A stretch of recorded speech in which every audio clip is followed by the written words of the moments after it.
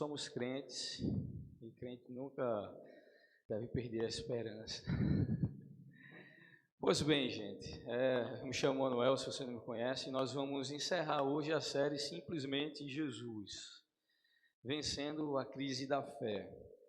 E então eu gostaria de convidá-lo a ler comigo um texto do Evangelho de Marcos, capítulo 4, versículos 35 a 41. Marcos, capítulo 4, versículos 35 a 41. Então você pode abrir seu aplicativo, sua Bíblia física, e nós vamos nos concentrar um pouco nesse texto. Eu não sei se conseguem colocar aqui na tela, para que a gente possa acompanhar essa leitura.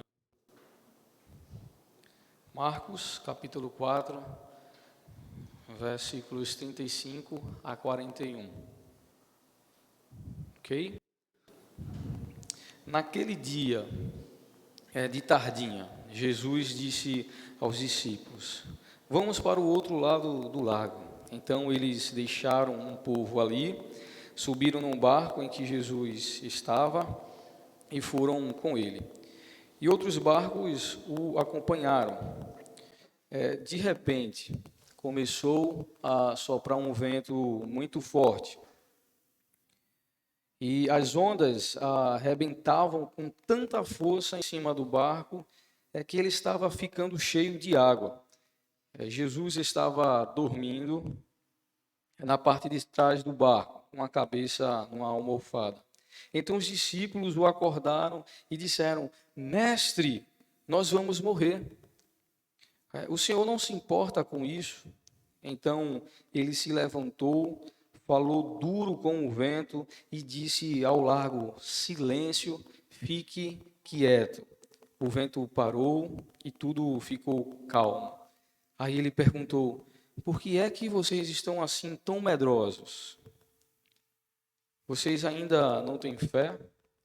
E os discípulos, cheios de medo, diziam uns aos outros: que homem é este que manda até no vento e nas ondas? Vencendo a crise na fé. Crises. Minha nossa, eu estou com algumas delas hoje aqui.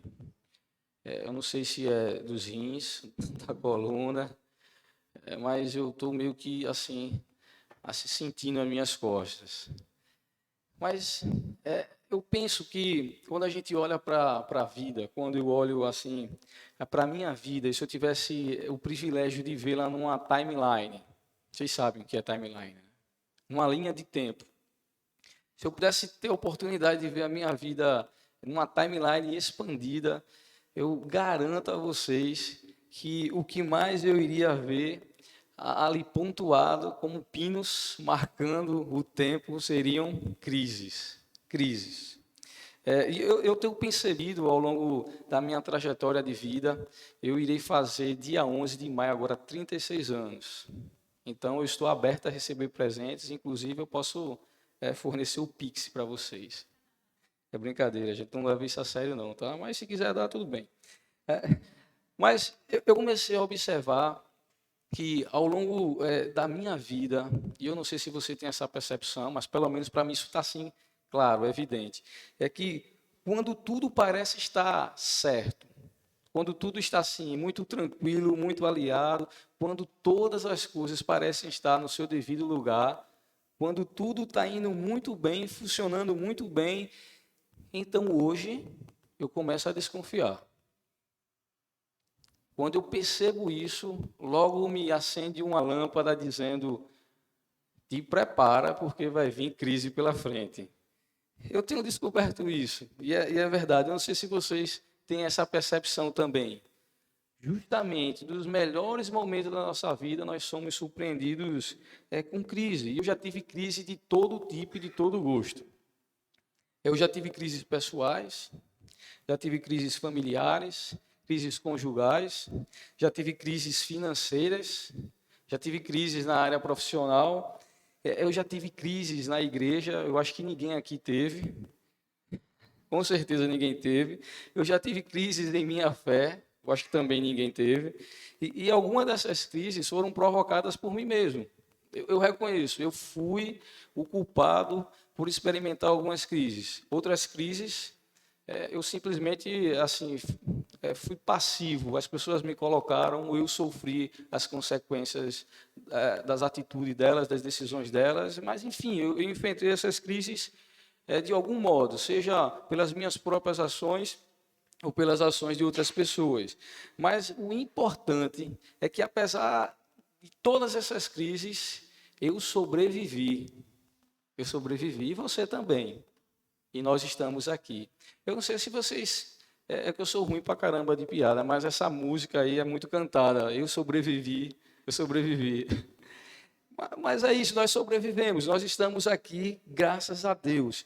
E nessas crises, eu percebi que não há nada pior do que enfrentá-las e descobrir que no meio de uma crise, você tem que lidar com outra crise. Eu descobri que não há nada pior que isso. Você está enfrentando uma crise, e aí descobre que no meio dessa crise, você tem que lidar com outra crise. E eu fiquei assim pensando, eu não penso que eu sou um maluco não, mas eu fiquei pensando, que talvez as crises sejam seres muito inteligentes. Muito inteligentes. Elas parecem que adoram combinar o momento exato de aparecerem todas juntas de uma vez só na nossa vida. E quando isso não acontece, pelo menos ela traz mais uma. Então você normalmente não só tem uma crise, você tem duas. E é meio que um efeito cascata esse negócio. É como o dominó, quando você derruba assim, as coisas vão também seguindo esse rumo. Parece que quando elas decidem aparecer na nossa vida, elas sempre traz uma coleguinha, no mínimo, sempre traz mais uma. Elas quase nunca aparecem sozinhas. Vocês já perceberam isso? As crises normalmente vêm acompanhadas de outras crises. Esse efeito dominó. E assim, além de ser ruim, essa sensação de que você, em meio a uma crise, descobre outra crise, e outra, em meio a crises, a gente tem que lidar com uma crise de fé. Porque, pensar bem, enfrentar crises com fé, talvez seja, assim, não tanto desesperador. Porque ter crises e ter fé, em algum modo, vai nos ajudar a enfrentá-la de algum jeito. A gente tem fé, a gente tem confiança, a gente tem esperança e a gente acredita que no final de tudo nós vamos conseguir passar, como temos passado até agora. Então, talvez o problema seja quando em meio a crises a gente também enfrenta uma crise de fé. Porque que esperança, então, nós iremos nutrir? Como que nós, então, iremos lidar com os nossos problemas se nem mesmo a fé, a gente consegue manter? E eu acredito que esse texto que nós lemos, ele nos traz algumas importantes respostas para nós nos darmos com as crises que enfrentamos na vida. Então, vamos olhar para o texto. O que é que o texto nos diz?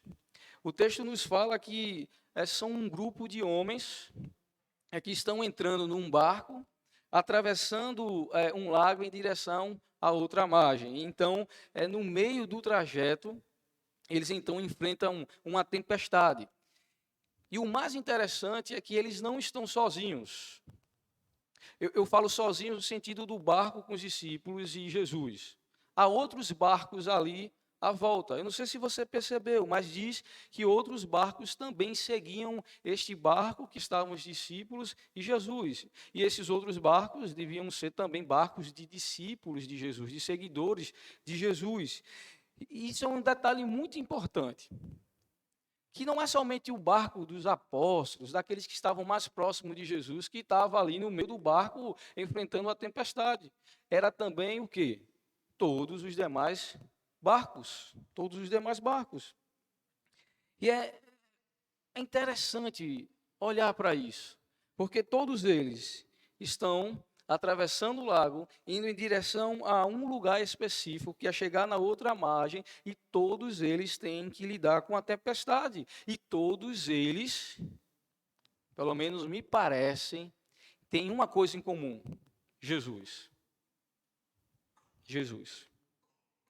E aí eu, olhando para essa cena, eu fiquei assim pensando, eu acho que eu já vi isso. Eu acho que já vi isso. Talvez eu ainda veja isso hoje e eu gostaria que você entrasse aqui um pouco na minha loucura. Pensa bem, pensa bem. Viaja aqui comigo um pouquinho, se permita, tá? Eu sou barco. Você é barco. Nós somos barcos. E nós estamos o quê? Navegando nas águas dessa vida. As águas dessa vida. E todos nós estamos esperando chegar no outro lugar. No outro lugar. É o nosso destino. O outro lado é o nosso destino. E de repente, tempestade, vento forte, mar agitado, água entrando no barco. De repente, tudo parece estar levando a um desespero muito grande, porque nós estávamos navegando, indo em frente, caminhando. E de uma hora para outra, ai meu Deus, o que é isso? O que é que está acontecendo? É água, cadê Jesus? Nossa, o desespero toma conta. Ai meu Deus, ai meu Deus. Parece que a gente precisa olhar com mais atenção para esse texto. Porque se é isso mesmo, então a gente vai aprender a vencer as crises na fé, olhando para Jesus. Porque observe que o texto vai dizer que naquele dia, o texto começa assim: naquele dia de tardezinha, Jesus entrou num barco e disse para os seus discípulos irem para outra margem. Naquele dia. E que dia era esse? Que dia era esse? Perceba exatamente o que é que está acontecendo aqui. Aquele dia era um dia que estava tendo muitas coisas. E para você descobrir, você precisa ler o capítulo inteiro. E eu não vou fazer você fazer isso aqui agora, então eu vou te ajudar. Então, quando você olha para o capítulo inteiro, você vai perceber que o que está acontecendo é que Jesus está ensinando sobre o reino de Deus na beira do lago, no lago da Galileia. Ele está ensinando sobre o reino de Deus. E ele está fazendo isso por meio de parábolas. Parábolas são histórias retiradas do próprio contexto cultural das pessoas daquele tempo, a fim de fazê-las entenderem verdades, muitas vezes difíceis e complicadas, por meio do seu cotidiano, de imagens que eles tinham ali, onde eles estavam. Então, Jesus vai utilizar dessas histórias para que eles possam, então, compreender sobre o reino de Deus. Sobre o reino de Deus. Mas acontece que, lendo todo o capítulo, a gente percebe que eles não conseguem compreender. Eles não conseguem compreender. E o problema não é Jesus. E nós vamos ver isso. Então, Jesus começa a contar que um certo homem saiu a semear. E ele então fala que esse homem colocou sementes na sua bolsa, saiu pelo caminho e algumas sementes caíram no chão. Algumas aves vieram e pegaram aquelas sementes. Outras sementes caíram à beira do caminho, entre as pedras, e essas sementes floresceram, mas elas foram queimadas pelo sol e não conseguiram sobreviver porque não tinham raízes suficientes para nutri-las, então elas secaram e morreram. Outras sementes caíram até em uma terra fértil, mas havia espinhos que impediram dela crescer. E elas, infelizmente, não conseguiam ter frutos. Mas outras sementes caíram em terra fértil. E essas sementes frutificaram. Elas cresceram, se desenvolveram. E elas deram frutos a 30, a 60 e a 100. E aí Jesus então termina dizendo, se vocês têm ouvidos para ouvir, ouçam. E eles estão ouvindo, mas eles não estão entendendo. Jesus está ensinando sobre o reino de Deus, apontando para eles, coisas práticas do seu dia a dia, coisas que estavam ali à sua volta, eram suas realidades, mostrando para ele como o reino de Deus, ele não é uma coisa somente teórica, da cabeça, mas ele está ali, de alguma maneira. Então Jesus diz, se vocês têm ouvidos para ouvir, então ouça. E eles ouviram tudo, mesmo que da boca de Jesus. Era Jesus mesmo que estava ensinando a eles, mas ainda assim, eles não são capazes de compreender. E Jesus, então, mesmo assim, continua ensinando, ele continua falando, mostrando para eles sobre o reino de Deus, por meio de outras histórias. Então, ele começa a dizer, olha, não se pode acender uma lâmpada e colocar ela debaixo da mesa. Não pode colocar uma lâmpada que se acende e deixá-la debaixo da cama. É claro que não, claro que não. Porque para iluminar bem, ela deve ser colocada num lugar próprio. Pois tudo o que está escondido será descoberto. E tudo o que está em segredo será conhecido. Se vocês têm ouvidos para ouvir novamente, então ouçam. E disse também, cuidado com o que vocês ouvem, porque Deus usará isso para julgar vocês na mesma regra que vocês estiverem usando para julgar os outros. E com mais dureza ainda, quem tem, receberá mais. Mas quem não tem, até o pouco que tem, lhe será tirado. Parece que existe uma mudança de tom aqui. Não sei se você percebeu. Parece que o tom aqui aumentou. Parece que há algumas coisas sobre o reino de Deus que são leves. Mas existem outras que são pesadas, que são difíceis de digerir. E assim, usando parábolas, Jesus falava ao povo de um modo que eles podiam entender, e só falava com eles usando parábolas, mas explicava tudo em particular aos discípulos. E parece, olhando para essa parte aqui, que os discípulos estavam entendendo. Parece que eles estavam entendendo. Mas a gente vai descobrir com o desenrolar desse dia, olhando para esse texto, que talvez eles não estavam entendendo. Então, aquele dia era um dia de treinamento. Jesus estava treinando os seus discípulos.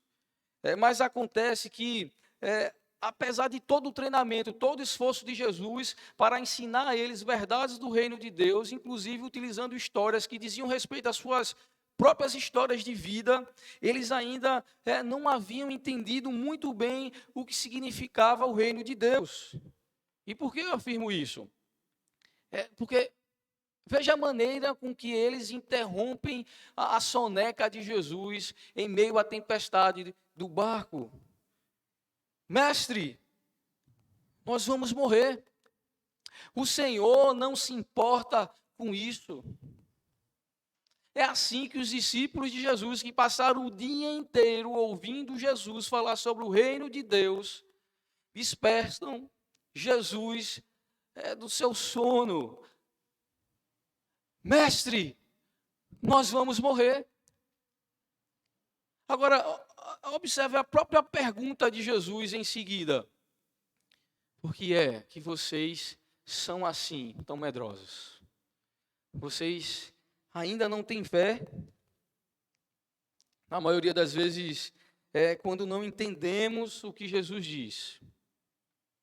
É quando não nos damos conta que estamos sustentando conceitos, ideias e até mesmo valores que em nada corresponde às palavras de Jesus, aquilo que Jesus vem falando, ensinando, aquilo que ele falou. É inevitável, meus irmãos, que as crises aconteçam. Todas as vezes, quando nós não entendemos aquilo que Jesus está falando, nós corremos o risco de entrar em uma crise de fé, porque crises de fé são geradas pela falta de compreensão acerca das palavras de Jesus. Na maioria das vezes, as nossas crises em relação à nossa fé se dão pela falta de compreensão acerca das palavras de Jesus. E há então 3 coisas aqui que vão reforçar isso. A primeira delas é o seguinte: como a gente consegue conciliar a tempestade com a obediência que os seus discípulos tiveram às palavras de Jesus? Como é que a gente concilia isso? Porque lembre do texto, olhe aí para ele e perceba que os discípulos eles vão entrar no barco exatamente pela ordem de Jesus. É Jesus mesmo que diz para eles: entrem no barco. Eles entram no barco pela uma ordem expressa de Jesus. Eles estavam aonde Jesus mandou estar. Eles estavam fazendo o que Jesus mandou fazer. Eles estavam indo aonde Jesus mandou ir. E mesmo assim, eles enfrentaram uma terrível tempestade. Mesmo assim, em obediência àquilo que Jesus disse, estando no lugar que Jesus disse, indo em direção ao lugar que Jesus mandou, ainda assim, eles têm que lidar com a tempestade. Porque perceba bem, veja se não é mais ou menos assim. A gente começa então a dizer: mas Jesus, eu tenho obedecido a tua palavra, eu estou no lugar que o Senhor mandou, eu estou indo para o lugar que o Senhor mandou, eu estou fazendo as coisas que o Senhor mandou, e como eu consigo vivenciar essa experiência terrível que me faz dizer: será que eu vou morrer?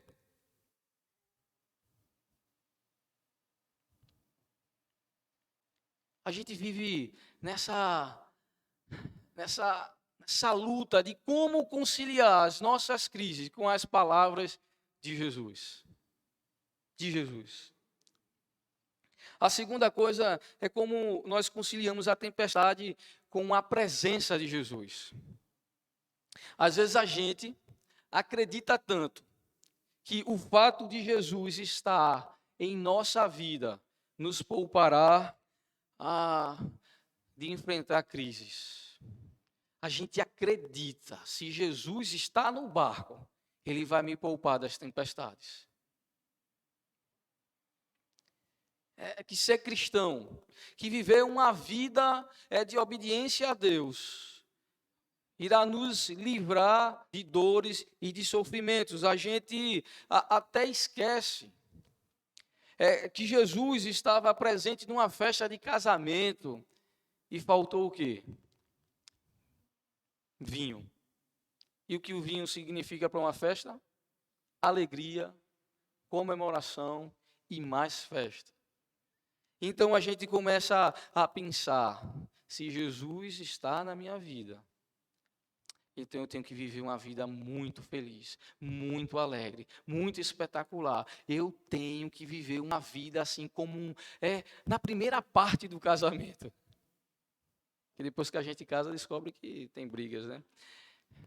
Como se fosse no dia da festa. E de repente, a gente descobre que faltou o quê? Vinho. Então a gente começa a alimentar isso na nossa cabeça. Se Jesus está conosco, então está garantido. É sempre festa. É sempre festa, é sempre alegria, é sempre motivos e motivos para comemorar, porque afinal de contas Jesus está no meu barco. Jesus está no barco da minha vida, então não haverá tempestades. E a terceira coisa é como conciliar a tempestade com Jesus dormindo. Como conciliar a tempestade com Jesus dormindo? Talvez, para mim, esse aqui seja o maior drama dos discípulos. Talvez para os discípulos ali não foi a tempestade. Eu fico pensando que talvez o maior problema para os discípulos foi o fato de encontrar Jesus dormindo. Ou seja, na hora de maior necessidade, no momento de maior aflição, você olha para Jesus e ele está o quê?